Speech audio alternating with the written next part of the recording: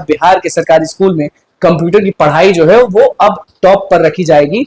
जैसे ही शिक्षा मंत्री हमें मिलेंगे हम उनसे सवाल करेंगे और देखेंगे तब जवाब में वो देते क्या है, क्योंकि जब भी उनसे सवाल जवाब होता है वो थोड़े से पीछे हट जाते हैं। कंप्यूटर शिक्षक वाले जितने भी हैं वो अब थोड़े बहुत खुश होंगे क्योंकि उनकी बहाली सामने है और अब कंपलसरी कर दिया जाएगा स्कूल में कंप्यूटर का पढ़ाई।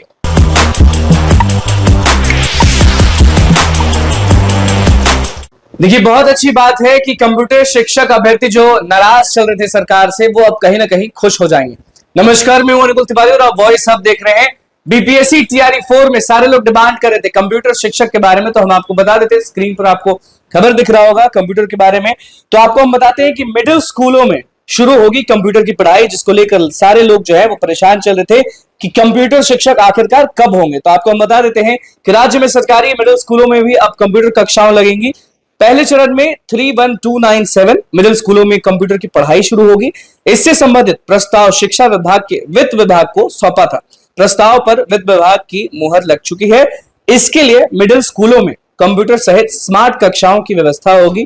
कंप्यूटर शिक्षा जो होती है वो हिस्सा बनेगी और कंप्यूटर विषय संबंधी पुस्तकें भी जल्दी आएगी, यानी बुक्स भी बहुत जल्द आएंगे। छात्र छात्राओं को उपलब्ध कराई जाएगी। 6ठी, 7वीं और 8वीं कक्षा के छात्र छात्राओं को कंप्यूटर की पढ़ाई हेतु प्रशिक्षित शिक्षकों की तैनाती होगी। पहले चरण में 6ठी, 7वीं और 8वीं कक्षा की छात्राओं को कंप्यूटर शिक्षा दी जाएगी। इसके बाद दूसरे चरण में 3री, 4थी और 5वीं कक्षा के बच्चों को कंप्यूटर के बारे में बेसिक ज्ञान दिया जाएगा। पहले चरण में 31297 स्कूलों में चलेगी कंप्यूटर शिक्षक मतलब अब समझिए कि राज्य में 39297 मध्य विद्यालय में संचालित होगी कंप्यूटर की कक्षाएं।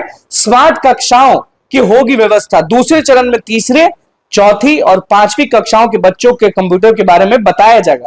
वित्त विभाग ने प्रस्ताव को सहमति भी दे दिया है। 2 पॉइंट जो लिखा है वो हम आपको बता देते हैं।